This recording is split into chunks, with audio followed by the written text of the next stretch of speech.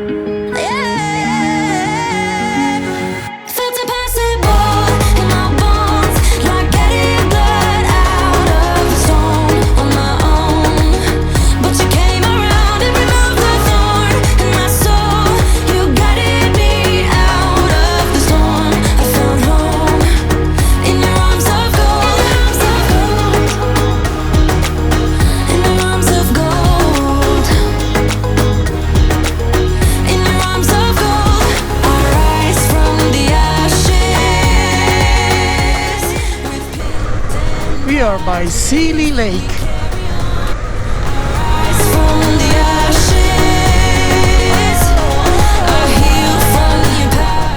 Ooh, barbecue, nice.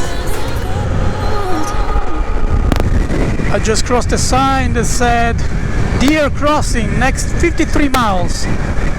And then right after speed limit says 70 miles an hour speed limit. Great.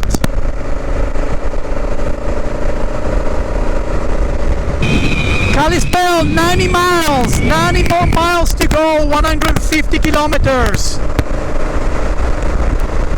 Already did 200 miles. That's about 330 kilometers. Hi there.